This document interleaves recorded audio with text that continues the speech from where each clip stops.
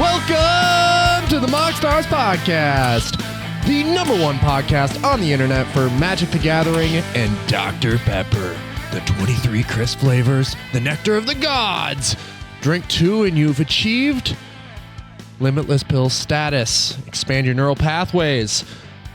I am Menace, one of your hosts, and I'm flying solo today. Flash is out of the office, so we're doing something that, well, I'm a bit of an expert at, and that is breaking down one of the most slept on, exciting Naya commanders in cEDH. And now that the bans have sort of, have made it a little bit more viable, we are talking about Shalai and Hallar. And a few people at MagicCon got to experience the devastating nature of the deck. So we're going to talk about it today. If you'd like to support the show, you can do so by finding us on YouTube, where you can like, subscribe, and ring that bell for more notifications. You can also support us on all major podcasting platforms, where you can leave us a 5-star review and make us look super duper cool. And you can also support us on Patreon, where you can become an official Pepperhead for $3 a month, get access to our bi-weekly giveaway. You can also become a Cherry Vanilla Pepperhead like Will Rule, K Mr. K, UWP Quirt, D Mun 82, Tommy Cypher, Jacob Hibbard, The Boogie Ghost, Pool Boy Barry, Draw for Turn, KB, maybe Jeremy, maybe Anthony. Thank you all so much for your support. By becoming a Cherry Vanilla Pepperhead, you get 2 entries into each of our bi-weekly giveaways. And we've got our Cherry Pepper Vanilla Head Revenlift hanging out in the MoxStars Dr. Pepper Lounge. No idea who's in there this week. It was a mystery. They wouldn't let me peep at the list. Vin Diesel and all them wearing gears in his mouth. Just I couldn't understand what he was saying. I don't know, man. It just got to me. And usually I got Flash behind me, like backing me up. And I got courage when Flash is there. But nah, man. This week I was scared. I don't know what was going on, but hey, that lounge, man, it's a magical place. Thank you, Revenlift, for all your support. We surely do appreciate it. Let's get into the news. This week in Magic news, we have a announcement. The full deck list for the Secret Lair Commander deck, 20 Ways to Win, has been revealed.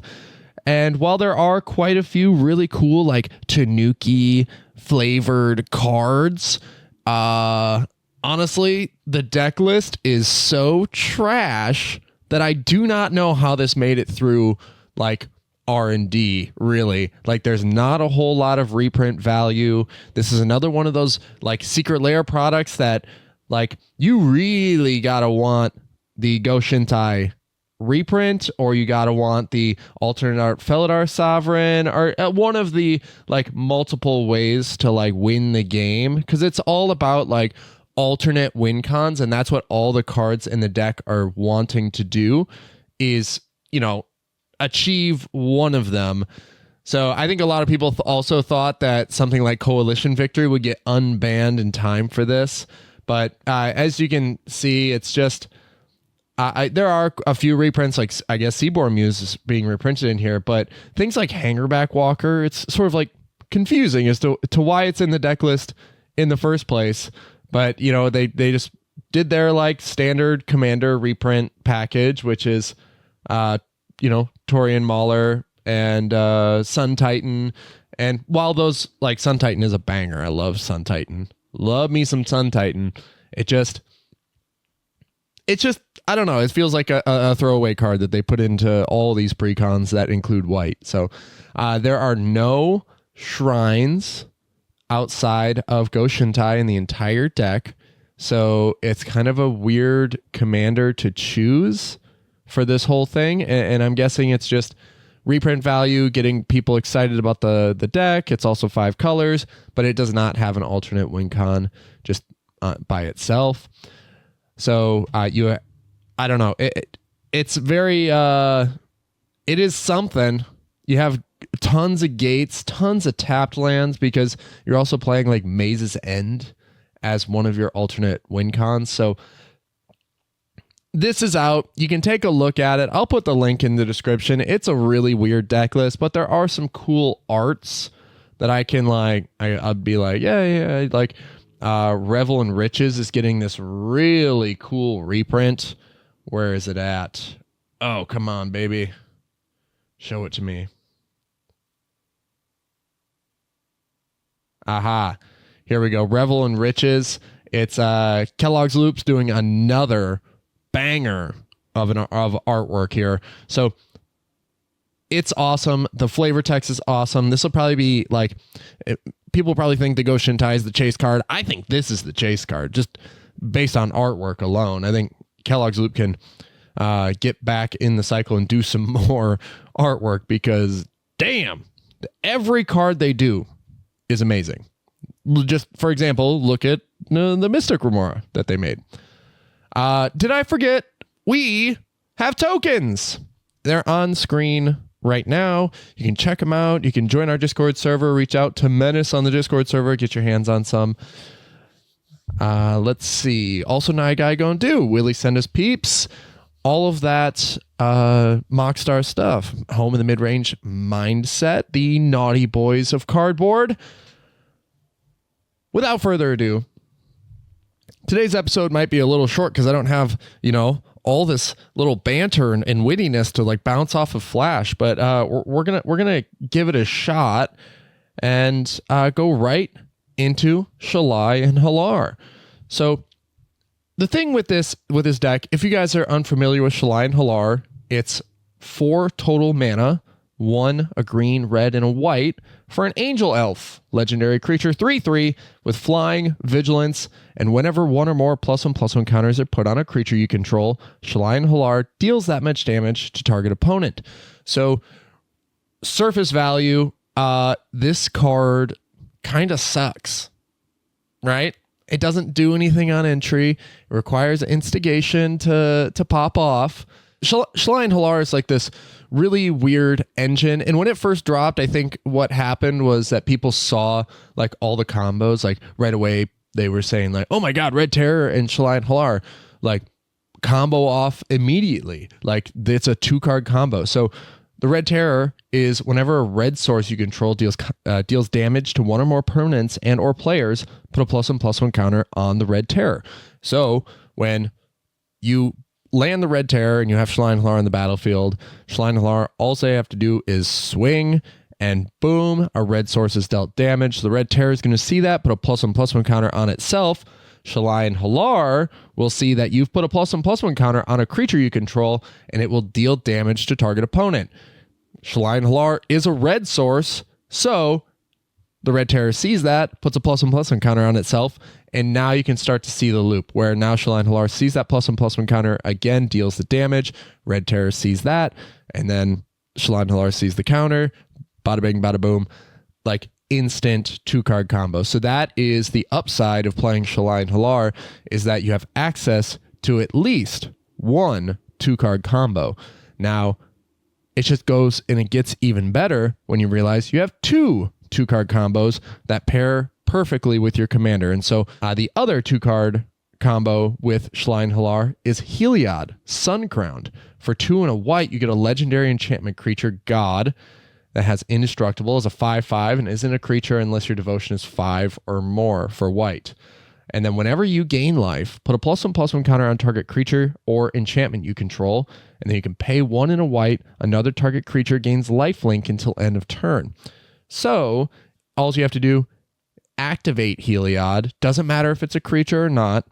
To give Shalai and Hallar lifelink, it deals damage. Whenever you gain life, because it has lifelink, you're going to put a +1/+1 counter on Shalai and Hallar. So then Shalai and Hallar sees that you put a +1/+1 counter on a creature you control. It deals damage to target opponent. It has lifelink. Boom. Gain a life. Put another counter on Shalai and Hallar. Deal another damage. You gain that life. Boom, boom, boom, boom, boom, boom, boom. Machine gun the table, and you win.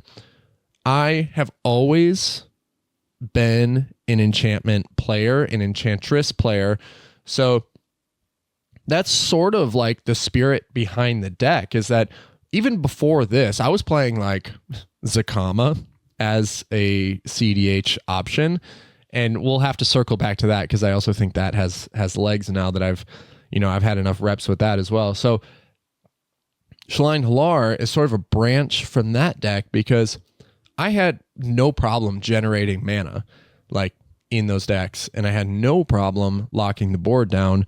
So I took what I was able to learn from that experience and put it here.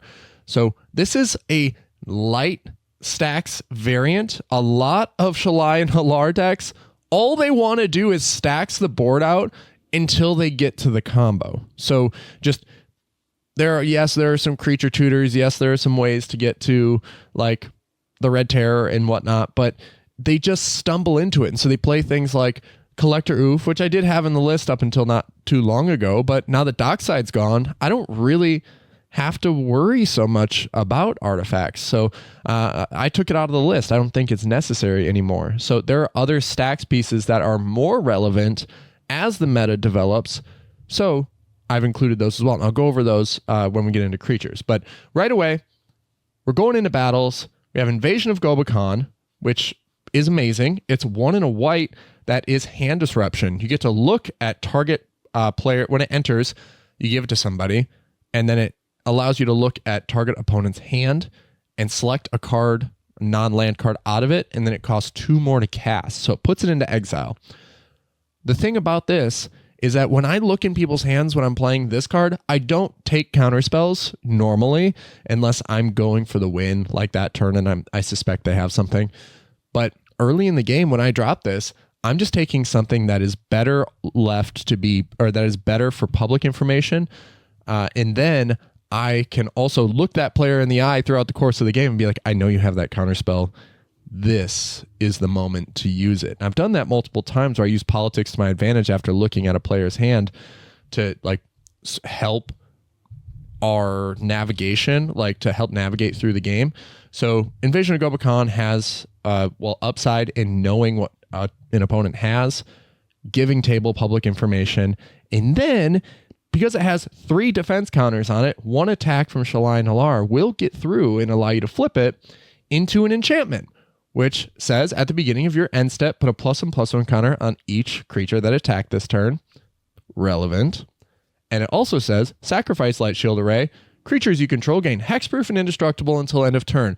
So protection for your commander, for your strategy, is right here on an enchantment that will likely trigger something else that is also happening on the battlefield when it enters. So Invasion of Gobakhan, super underrated in white, or at least it's a great card in white, especially for this build.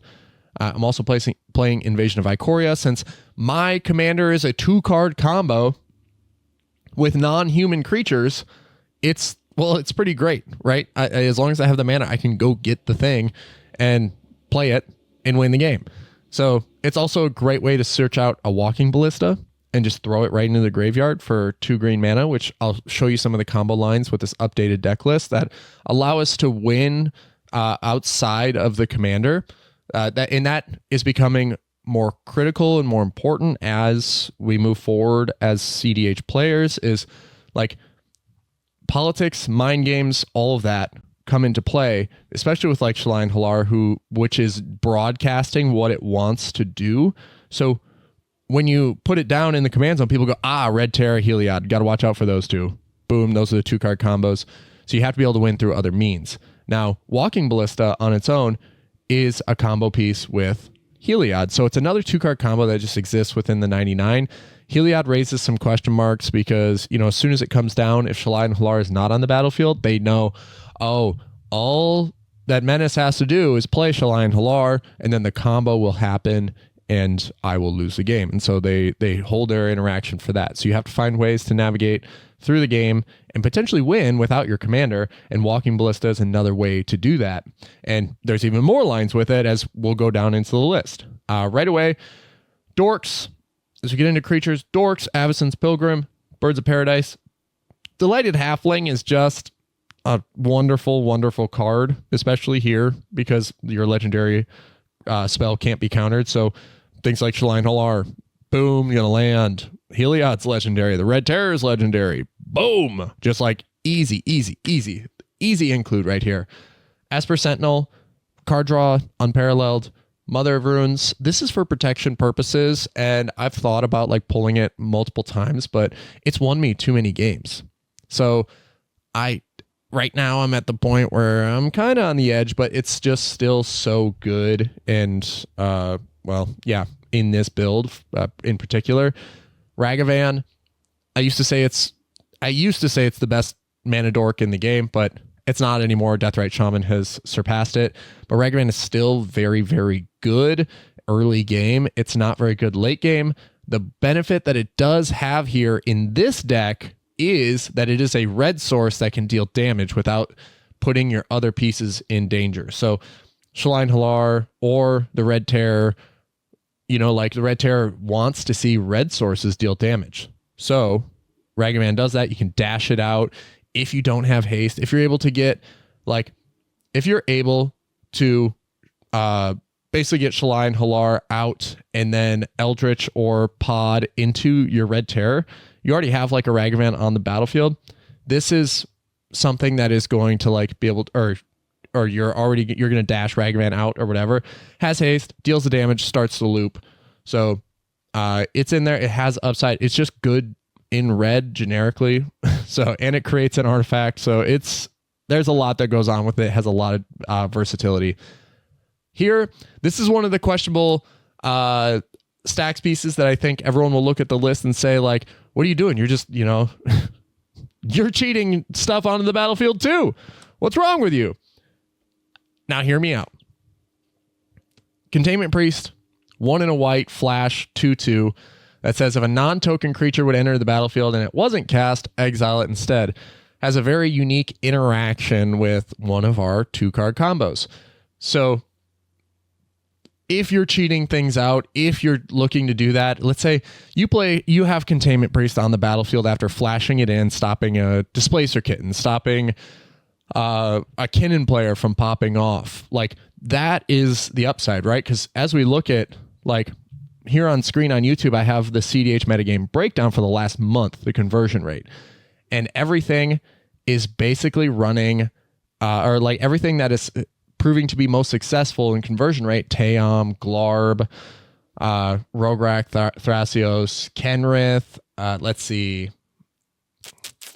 Kinnan, a few of those things. They cheat creatures onto the battlefield just as often as we do. So it's worthwhile to have this as a stacks piece because one, you can sit back on interaction, flash it out, and then like protect the game essentially and keep it rolling. It's also another piece that certain decks have to play around, and it might give you just enough time to be able to convert yourself into winning. So Containment Priest is here because when you go and you tutor for Heliod is a legendary enchantment creature god. So you're playing in this list. I'm playing a lot of like Invasion to Ikoria, cheat creatures straight to the battlefield type effects.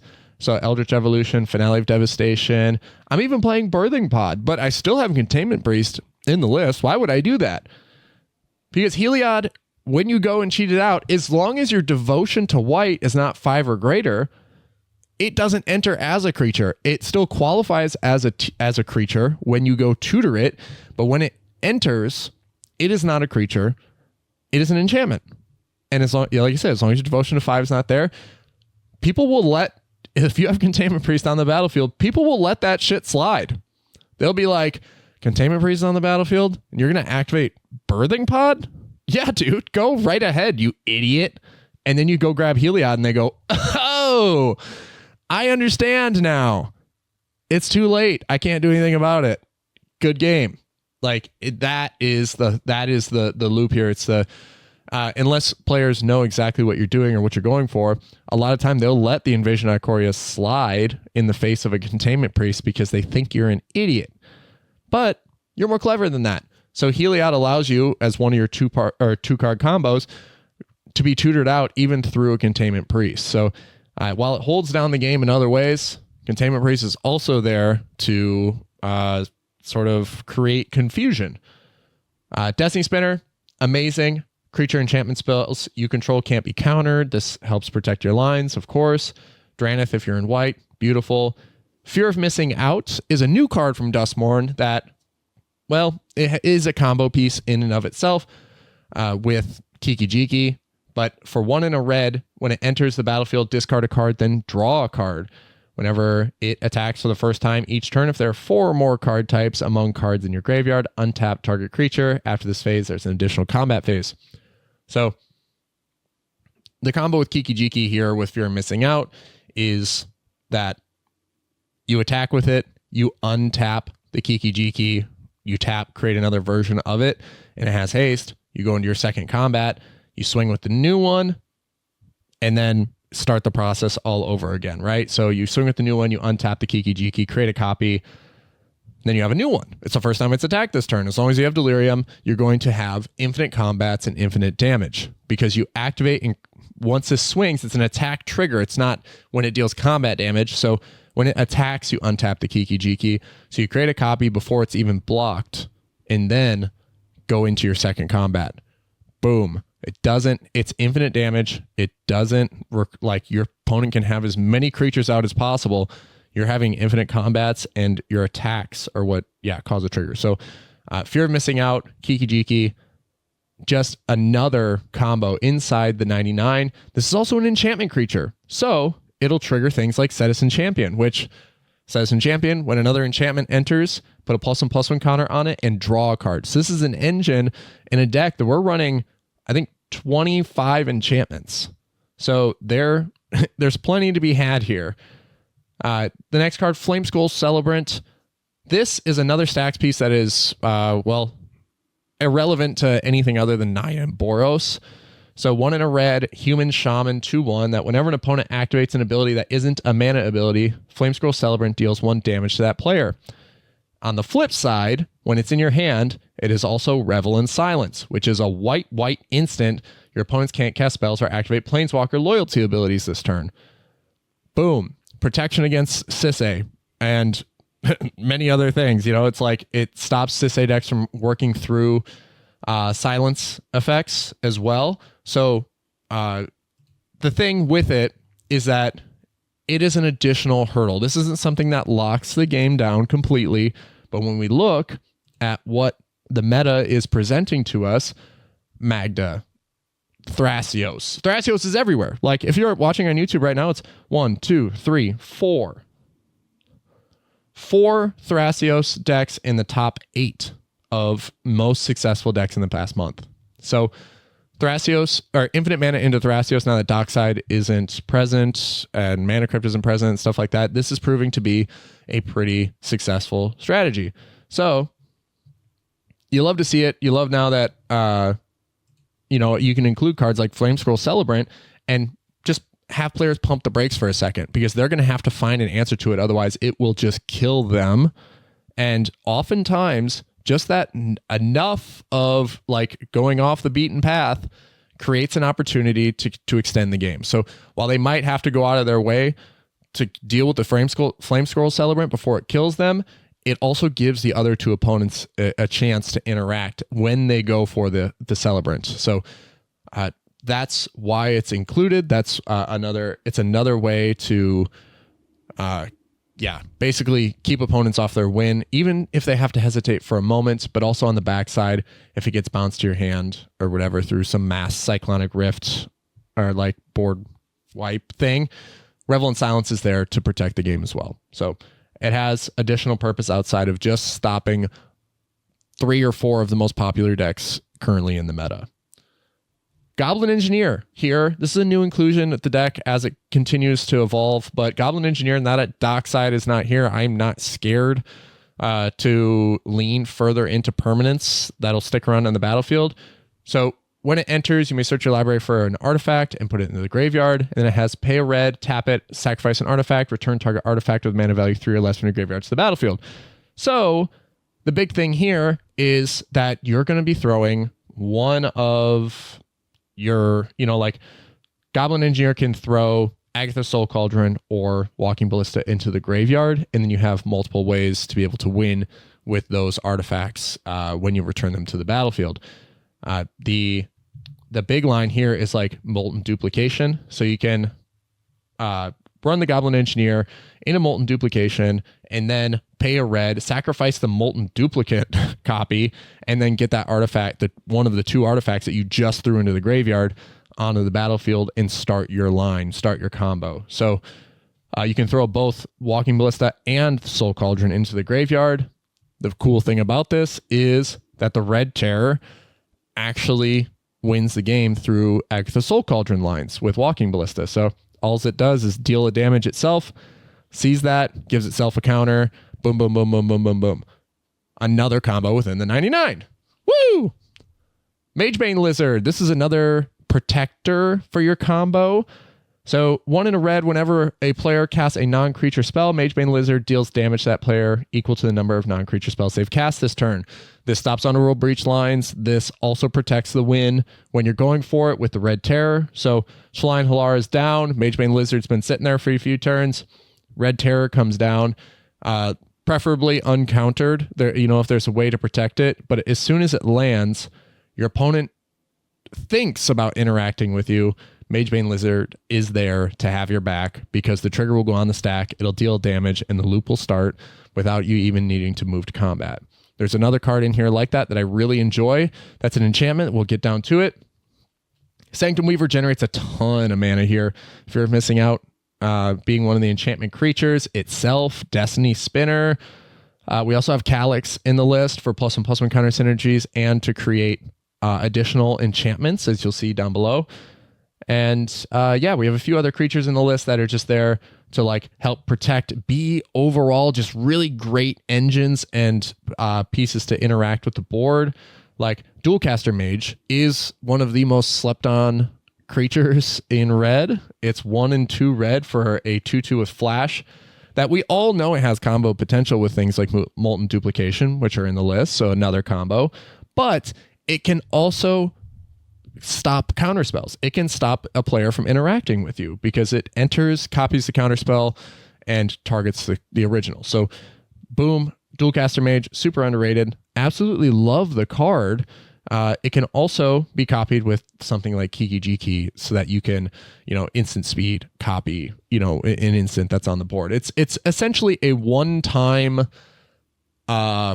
Wandering Archaic trigger that you get. It's pretty rad. I love Dualcaster Mage, and ever since, I guess, it's been being played more and more by people in the Pacific Northwest that are in red, but it is just for me now an auto-include since, I realized that I can copy and ad nauseum. And in this list, it just helps me get far enough. So I absolutely love it here. Super good, super versatile. Endurance, keep the game going. Kutsiu.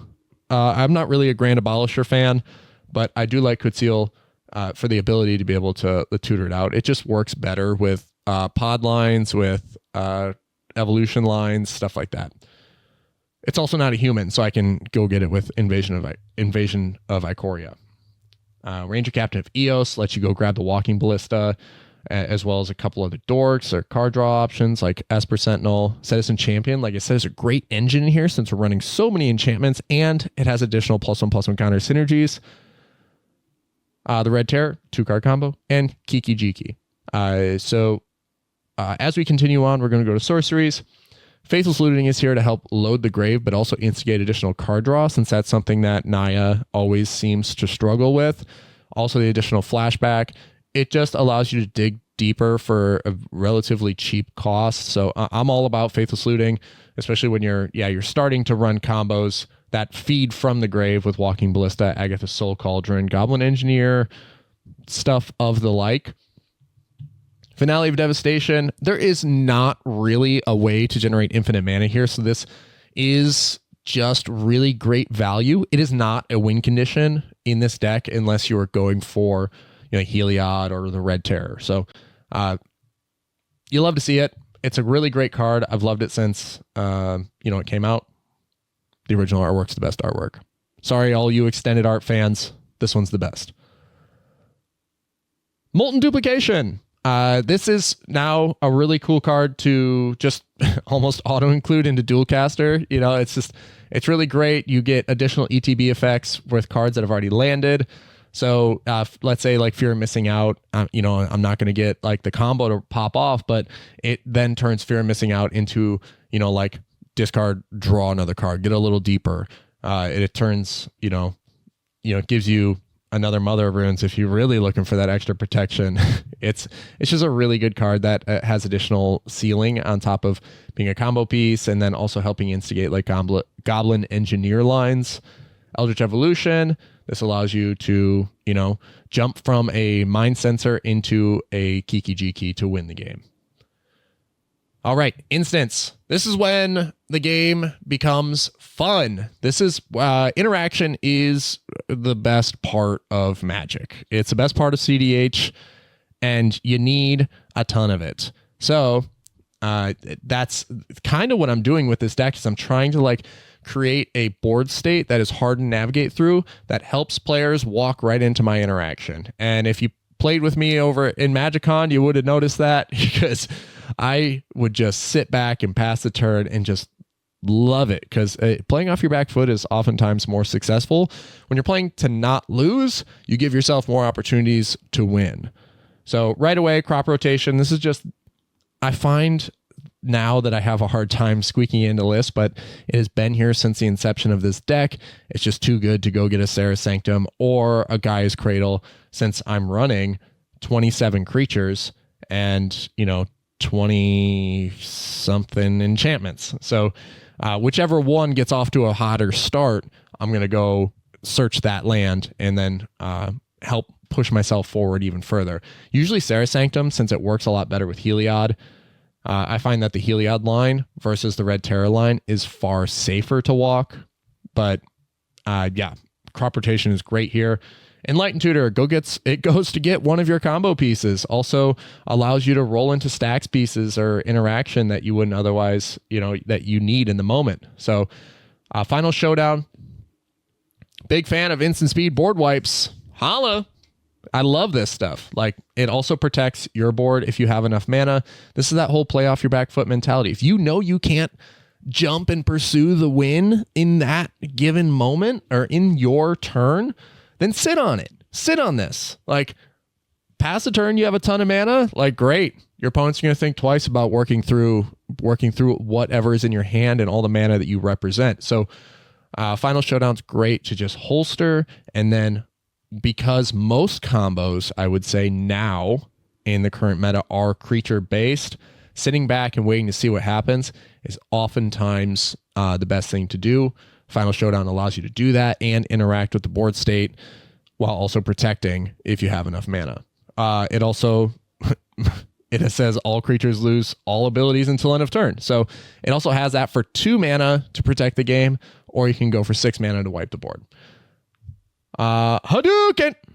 Lightning Bolt's just too good. It's also a red source that deals damage, so the Red Terror loves it. Path to Exile, unconditional removal, you love to see it. Red Elemental Blast, protect your wins. Veil of Summer, I'm only running Veil of Summer in combo decks that include green. That's it. I'm no longer running Veil of Summer in generic value builds that include green or whatever, like card advantage engines. I'm only running it with extremely explosive combos. It's not that good anymore. It's just not. It's not an auto include. You need it to protect if you're going for more aggressive. If you're taking a more aggressive stance and you're going for explosive wins, Veil of Summer is great. If you're not, if you're trying to generate advantage over the course of the game, Veil of Summer is not great. It just doesn't do enough. Worldly Tutor goes to get your combo pieces. Also helps you find stacks pieces. Now, here's where it gets that I love. Now, this card, all of you podcast listeners, you don't know what it is. All you YouTube watchers, I've been hovering over it for now 30 seconds. It's Dromoka's Command. In Selesnya, in Naya, this card rips. I think it's one of the best pieces of interaction currently in the meta, where for a green and a white at instant speed, you get to choose 2. Prevent all damage target instant or sorcery spell would deal this turn. Pretty much irrelevant. Target player sacrifices an enchantment. Incredibly relevant. Put a +1/+1 counter on target creature. Incredibly relevant in this deck. Target creature you control fights target creature you don't control. Relevant! There are 3 modes that are incredibly relevant. There might be an instance where the first mode becomes relevant, but you get to choose 2. So, 1, put a +1/+1 counter on target creature. That, in itself, triggers Shalai and Hallar, which can start the loop. Target creature you control fights target creature you don't control. This allows for removal. Since you're mostly a creature-based deck, it also having removal is wonderful, but probably the most relevant line of text that you're going to use is the target player sacrifices an enchantment. So while you do get to pick 2, that one comes up the most often since Underworld Breach is still very much a relevant line in the meta. And then you can also get rid of Rhystic Studies, Mystic Remoras, Smothering Ties, Trouble in Pairs, things like that, where enchantments aren't a super popular card type, but the best card draw engines exist in enchantment land.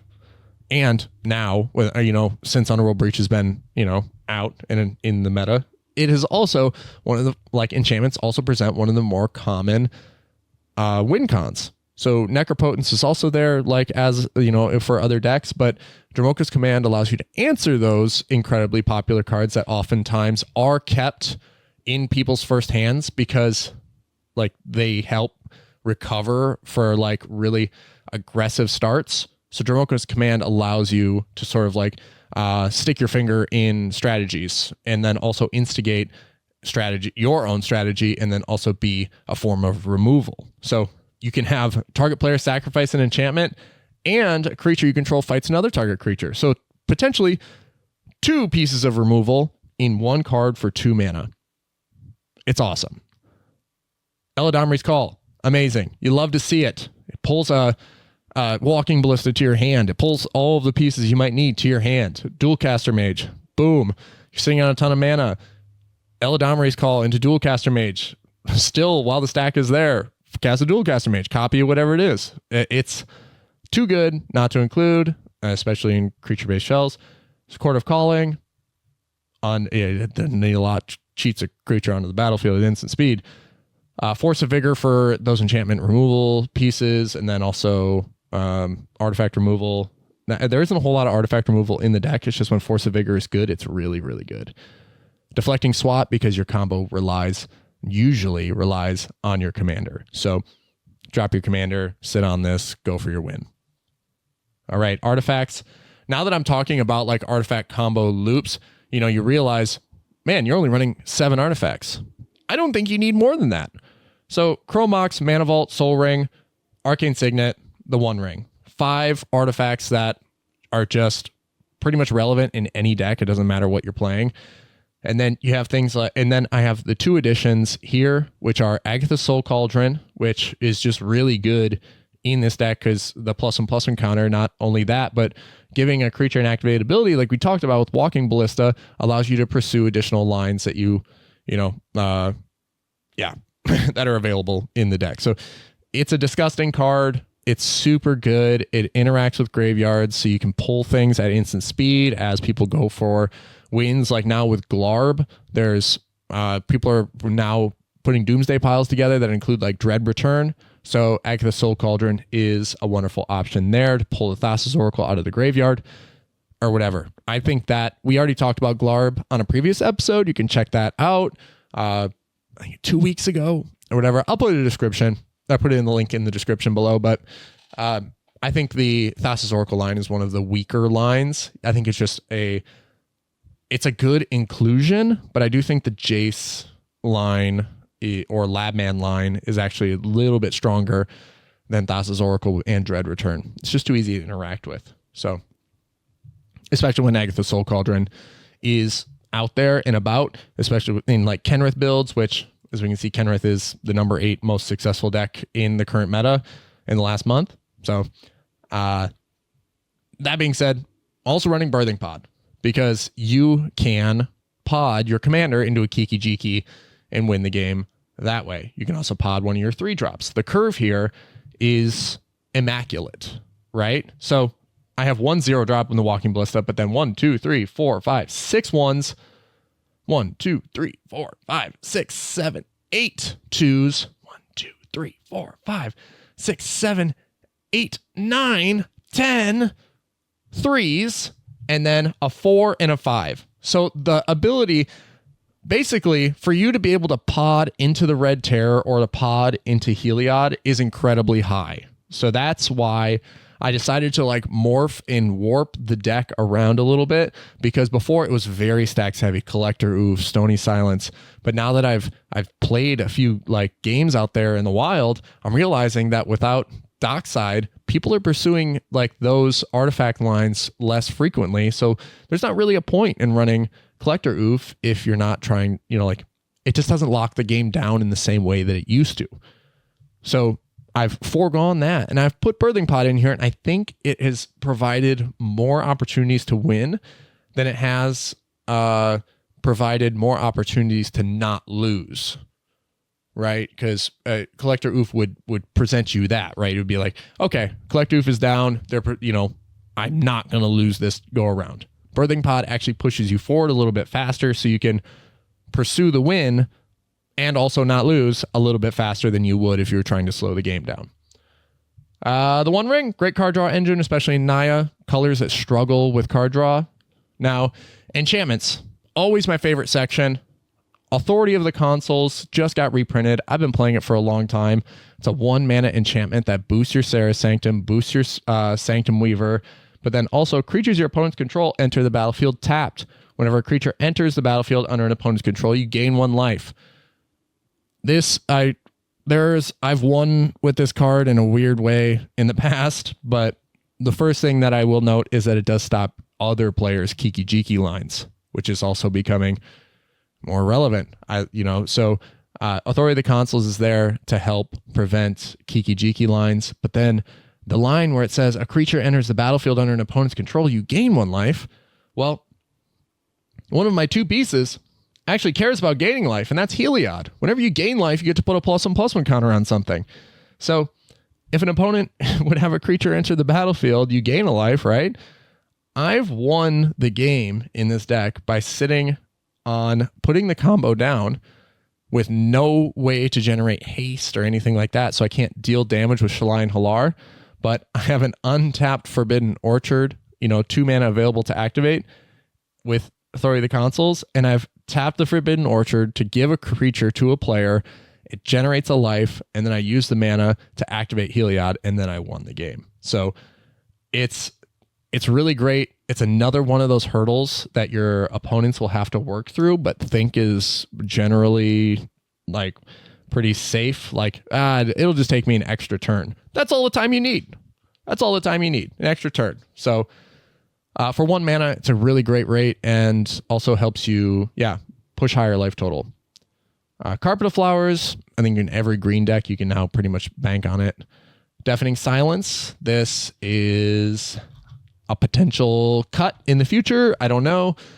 Still waiting to see. It does stop and prevent certain decks from popping off. But I'm also trying to draw multiple cards per turn. And if a Deafening Silence is down with Citizen Champion, I'm really only getting 1. So we'll see how long it makes it. If I can find a way to move faster without it, then I will probably abandon it. We have Seal of Fire, which you would think, why? Why are you playing this? Oh, and you're considering cutting Deafening Silence? Seal of Fire is amazing, okay? So get off my back. It's 1 red mana for an enchantment that says sacrifice it, deal 2 damage to any target. So it's a red source that deals damage. So you can sit on it and also kills more than half the creatures that are present in most meta decks. So Seal of Fire is 1 card that when it enters, Citizen Champion again, you potentially draw a card, but the 2 damage is relevant. It sits there. It can hit anything. It has proven to be a better... people have stolen it from me just to use the 2 damage to kill something. So it's incredibly relevant, the 2 damages, and it feeds that enchantment count. So you can sit on it, Serra Sanctum, whatnot. I love it a lot. Like I said, it's a red source, so Red Terror loves to see that. It helps instigate the combo that much more, or that much faster, or that having something sit on the battlefield now that I'm not scared of Dockside is becoming more relevant. Static Prison has basically proven to be a nearly permanent way to deal with a non-land permanent. So for 1 white mana, it enters, it gives you 2 energy, and then at the beginning of your pre-combat main phase, you sacrifice it unless you pay an energy. The game doesn't often last 3 more turns, so Static Prison has, basically been this really awesome way to remove something for an incredibly low rate, but also for an extended amount of time. I think it takes longer to get your thing back than you would normally expect. So really great card there. Utopia Sprawl, Wild Growth for ramp. Bitter Reunion is also an MVP here. It's 1 in a red that allows you to, when it enters, you can discard a card and then draw 2 cards. You get a little deeper. You can potentially feed the grave with this. And then you can pay 1, sacrifice it. Creatures you control gain haste until end of turn. So you can drop the Shalai and Hallar, pay the extra 1, and swing through, get that damage in and start the loop. Blind Obedience is too good here. Also, but the potential life gain with it. Heliod is relevant. Cindervines, amazing. This card rocks. This is another card. It's kind of like Dromoka's Command, where in other decks it's not quite relevant, but in this deck it definitely is. It holds the table down. It makes everyone play a little bit more responsibly. But for a red and a green, you get an enchantment that says whenever an opponent casts a non-creature spell, Cindervines deals 1 damage to that player. That is, yep. It's in order to do Underworld Breach, you have to cast 2 non-creature spells in order to do it. Also, when people want to interact with you, they likely have to cast a non-creature spell, which means Cindervines will then deal it damage to them. So it stops a few loops from happening. It stops Hullbreaker Horror loops, but they're just going to, they can eventually just pop it. But it also has an additional line of text that says you can pay 1, sacrifice Cindervines, destroy target artifact or enchantment, and then Cindervines deals 2 damage to that permanent's controller. This is a red and green enchantment. It's a red source. It is protection for your loop. You go for Red Terror. See, you know how I was saying earlier that Heliod is a far safer route to walk? It is less threatening. The Red Terror in Shalai and Hallar, you just know that those 2 go together. And people do know about Heliod, but they're less afraid of it because it requires additional mana. The Red Terror comes down, it's game over unless you interact with it, right?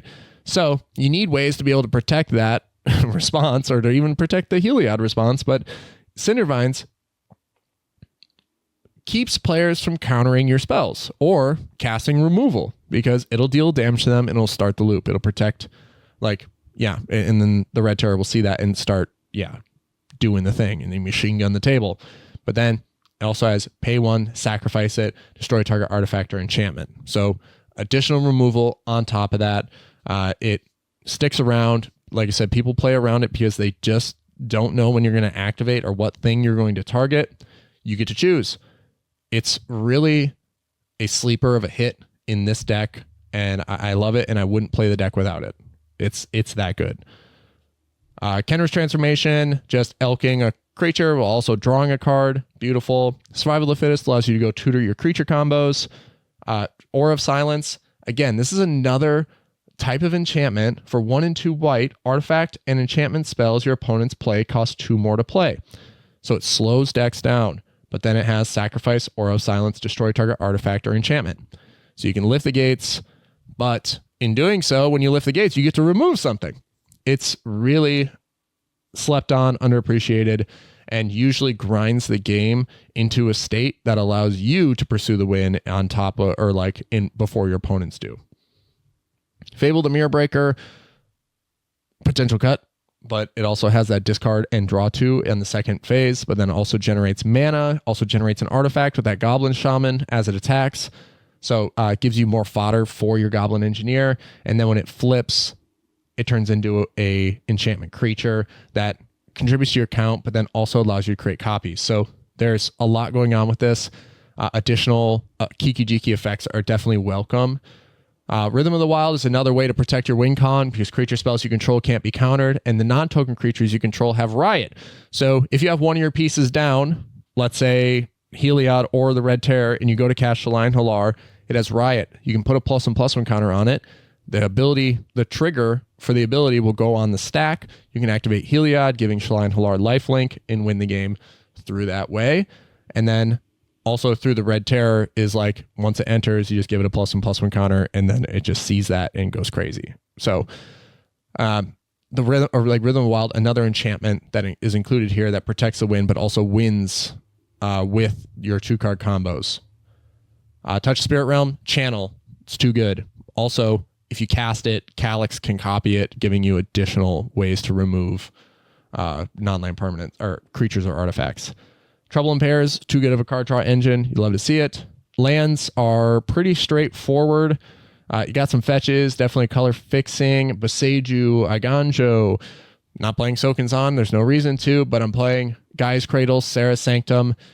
The Plaza of Heroes is really great since all of my combos revolve around legendary creatures. This is a 5-color land for me in this build. Plus, it also gives target legendary creature hexproof and indestructible until end of turn. Incredibly relevant here. Urza Saga is an enchantment land, can boost your Serra's Sanctum while it's still on the battlefield, and then also go ditch a... you can also go get a Soul Ring, ramp. I just realized right then you can't ditch a Walking Ballista since it doesn't have the cost 0. It's XX, and it doesn't meet the requirements. So, not possible. Now, considering not... Let's look at a couple of test stands as we go through here. This is something that people have been requesting from time to time for decks so they can better understand how to start the game off. So here we start the game off with one land, which is an Urza Saga, and a bunch of stuff that we just cannot cast. So we're going to mully this. This time we end up with 2 lands. Arid Mesa, Mana Confluence, Authority of the Consuls, Drannith Magistrate, Goblin Engineer, Red Terror, and Crop Rotation. So this is actually not a bad hand. I don't know if I would keep it. There's no way to generate mana beyond, like, let's say you draw a card, then you roll into Heliod, you have 2 of your combo pieces. So now all of your tutor to battlefield type effects are dead cards or less powerful. So I don't know if I would have kept that hand in the first place in order to see the Heliod. Let's go ahead and deal another one. This time you're here with a Wooded Foothills, a Command Tower, Sacred Foundry, Mana Vault, Goblin Engineer, Destiny Spinner, and a Birthing Pod. I might go into this and turn 1 Birthing Pod so I can turn to a Destiny Spinner that rolls into a way to win with Birthing Pod into a 3-drop. And then the Goblin Engineer is actually going to create a scenario where I can sacrifice the Mana Vault, throw the Soul Cauldron into the graveyard, and then get it back after. And then the following turn, I should be able to pull the Red Terror out after sacrificing that 3-drop, and then start the loop with Goblin Engineer and the Cauldron and Walking Ballista if I can tutor it out. So I would keep this hand. Let's go ahead and draw a card. Containment Priest. Irrelevant, especially since you're just drawing Birthing Pod right there. Could Temple Garden. It's likely that I tutor Could up with the Birthing Pod, so I wouldn't actually see it. Just to, continue to protect my plays. All right, yeah, that's not a bad hand. You're going to be tutoring, so you're... it's not exactly that you would see those cards as you continue drawing because you're going to be fetching, you're going to be like searching with Goblin Engineer, and you're also going to be searching with Birthing Pod. So that was a good hand and probably allows for like a turn 4 win or turn 3 win when they're anticipating something happening later in the game. So the one thing I will say that you definitely this deck struggles with is like holding the game together and winning on top of the stack. This deck doesn't have that ability. A lot of Naya decks don't. I think Rocco is maybe the one, right? When you play Gandalf or you play an ability to flash creatures out, you have, the potential to win on the stack. This one doesn't, which is why you are so concerned with playing to not lose and keeping the game going. So that is one of the deck's weaknesses, is that it just doesn't have the ability to win on top. It also struggles a little bit with card draw, which is why I'm playing a lot of those like draw discard effects that don't necessarily net me cards, but it allows me to have more information and, you know, potentially use my graveyard. This is a deck, you know, and like I've said in the past, this is about the journey, not the destination. I've reached the destination multiple times with this deck. I've top 16 before with it. And I think the more that I work on it, the better it gets. So this is a very different approach to Shalai and Hallar than anybody else. Like, and maybe you're out there, maybe you're thinking just like me, but you're approaching it with different lines.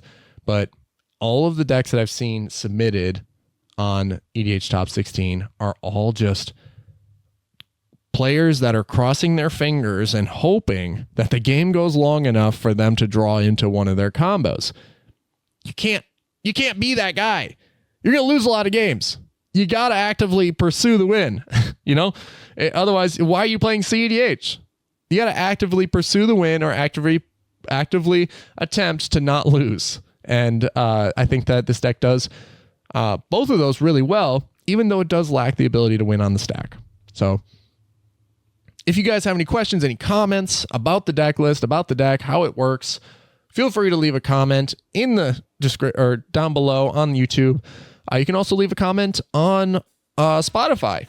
Ask questions there. That would be awesome too. I've been noticing we've been getting more interaction and more engagement that way. You can also jump on the Discord server, jump into the Naya channel. I'll put the deck list there and we can have a discussion there as well. So, if you like this video, make sure you like, subscribe, and stay tuned for more on YouTube. You can also find us on all major podcasting platforms. Listen there, share it with your friends, help the channel grow. You can also support us on Patreon by becoming an official Pepperhead. There are changes coming to the Patreon and how you can support the show coming in the near future, which means we are expanding the amount of content that we're creating as well. So there's a big announcement coming up. Flash and I want to be able to announce that together. So potentially next week. Really excited for that. Really, we've been putting in a little bit of work to make sure that it's more of a value for all of our patrons. So thank you all for your support. We so appreciate it. It really fills our cup. We love you guys. Thank you so much. You can also become a Cherry Vanilla Pepperhead. For $5 a month, you get 2 free entries into each of our bi-weekly giveaways. And our Cherry Vanilla Pepperheads are Will Rule, K Mr. K, UWP Quirt, D-Mun82, Tommy Cypher, Jacob Hibbard, The Boogie Ghost, Poolboy Barry, Draw for Turn, KB, maybe Jeremy, and maybe Anthony. So I thank you again. Somebody, thank you so much for listening, for sticking around through all of my ramblings today. Remember, we have tokens. This is the home of the mid-range mindset. Make sure you drink 2 Dr. Peppers a day to achieve the limitless pill status. Don Cheadle, our Lord and Savior. LeBron's Fake Family, Space Jam 2, The Tasmanian Devil. We have Reven Lift hanging out in the MoxStars Dr. Pepper Lounge. Thank you so much, Reven Lift, for your support. I hope you're enjoying your hats. You got another one coming soon. And happy holidays to everybody. I know this episode's coming out the day after Thanksgiving. I hope you're able to get together with family or just enjoy the day off, enjoy the time off. And get out there, do some Black Friday shopping. Thank you so much for listening. Peace.